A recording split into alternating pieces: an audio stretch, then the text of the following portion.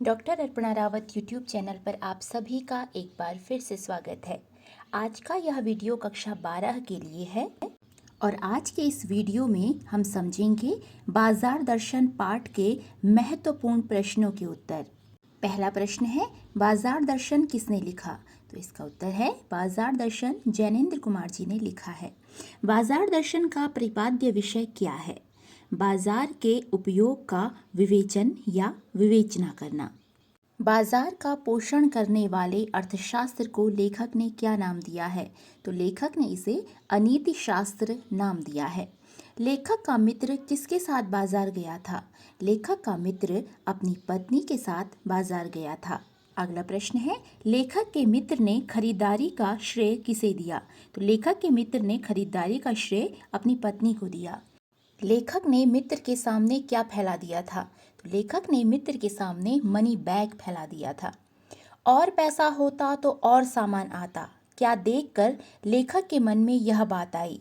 मित्र द्वारा खरीदे गए सामान और मनी बैग को देखकर लेखक के मन में यह बात आई।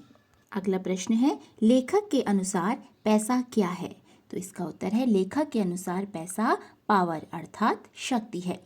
लेखक का दूसरा मित्र बाजार से खाली हाथ क्यों लौट आया? लेखक का दूसरा मित्र बाजार से खाली हाथ इसलिए लौट कर आया क्योंकि वह कुछ नहीं छोड़ना चाहता था, अर्थात वह बाजार से सब कुछ खरीद लेना चाहता था। बाजार दर्शन पाठ में किसके जादू की बात कही गई है? बाजार दर्शन पाठ में बाजार के जादू की बात कही गई है। अगला प्रश्न है, बाजार के जादू की क्या विशेषता है?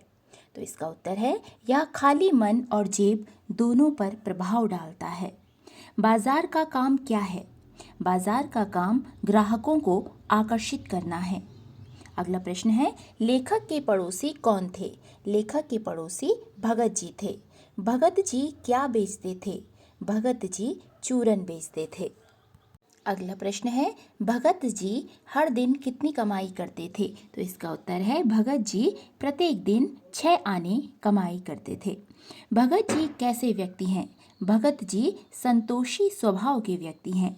लेखक भगत जी को श्रेष्ठ क्यों मानते थे? भगत जी संतोषी व्यक्ति थे, इसलिए लेखक भगत जी को श्रेष्ठ मानते थे।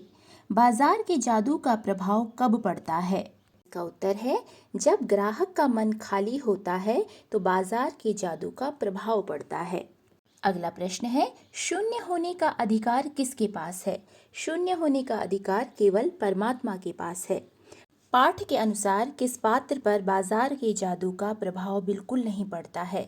तो पाठ के अनुसार भगत जी पर बाजार के जादू का कोई प्रभाव नहीं पड़ता है। बाजार का जादू किस माध्यम से काम करता है?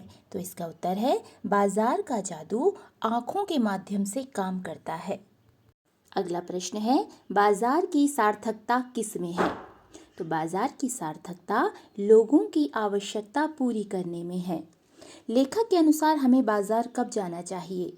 लेखक के अनुसार हमें बाजार केवल अपनी आवश्यकता की वस्तुओं को खरीदने के लिए जाना चाहिए और जब हमारा मन खाली न हो तब जाना चाहिए।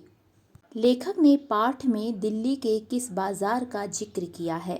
लेखक ने पाठ में दिल्ली के चांदनी चौक बाजार का जिक्र किया है। अगला प्रश्न है, क्यों न मैं मोटर वालों के यहाँ हुआ, यह किसने और किससे कहा? तो ये जो कथन है ये लेखक ने अपने आप से कहा। लेखक इन शब्दों के सूक्ष्म अंतर में नहीं पढ़ना चाहता है। लेखक आत्मिक, धार्मिक और नैतिक शब्दों के सूक्ष्म अंतर में नहीं पढ़ना चाहता है। न चाहते हुए या ज़रूरत न होने पर भी लोग कब बाजार से सामान खरीदते हैं? जब उनका मन खाली नहीं होता तब वे ऐसा करते हैं। अगला प्रश्न है, बाजार को शैतान का जाल किसने कहा? तो बाजार को शैतान का जाल लेखक के मित्र ने कहा। बाजार किसे देखता है? बाजार ग्राहक की क्रय शक्ति को देखता है। पाठ के अनुसार बाजारूपन का क्या अभिप्राय है? पाठ के अनुसार बाजार से अनावश्यक वस्तुएं खरीदना ही बाजारूपन है। अगला प्रश्न है, बाजार का बाजारूपन कौन बढ़ाते हैं? तो बाजार का बाजारूपन परचेजिंग पावर वाले लोग बढ़ाते हैं जो कोई भी सामान खरीद लेते हैं। बाजार के प्रभाव में कौन सी इंद्रिय प्रभावित होती है? बाजार के प्रभाव में आंख प्रभावित होती है। बाजारवाद को बढ़ावा कौन देता है? बाजारवाद को बढ़ावा मन का खालीपन देता है। अगला प्रश्न है, लोगों द्वारा बाजार से सामान किस हिसाब से खरीदा जाता है? तो लोगों द्वारा बाजार से सामान परचेजिंग पावर के हिसाब से खरीदा जाता है। लेखक के मित्र ने बाजार को किसका जाल कहा है? लेखक के मित्र ने बाजार को शैतान का जाल कहा है। ऊंचे बाजार का आमंत्रण कैसा होता है? ऊंचे बाजार का आमंत्रण मूक होता है, अर्थात ऊंचा बाजार चुपचाप हमें अपनी ओर आकर्षित करता है और सामान लेने के लिए आमंत्रित करता है। अगला प्रश्न है, बाजार की असली कृतार्थता किसमें है? बाजार की असली कृतार्थता आवश्यकता के समय काम आने की है।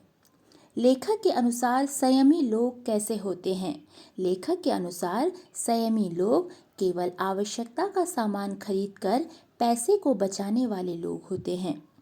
बाजार को सार्थकता कौन प्रदान करता है? बाजार को सार्थकता ऐसा व्यक्ति प्रदान करता है जिसे पता है कि उसे क्या खरीदना है। जो लोग बाजारूपन बढ़ाते हैं वे अन्य कौन सा दोष बढ़ाते हैं? जो लोग बाजारूपन बढ़ाते हैं वे समाज में कपट को भी बढ़ाते हैं। किसी समृद्ध को देखकर अपने प्रति हीन भावना पैसे की कौन सी शक्ति है? तो यह पैसे की व्यंग्य शक्ति है। जब कोई व्यक्ति किसी समृद्धि को देखकर अपने प्रति हीन भावना से ग्रसित हो जाता है कि मेरे पास भी यह सामान होना चाहिए, मेरे पास भी गाड़ी होनी चाहिए, तो यह पैसे की व्यंग्य शक्ति है।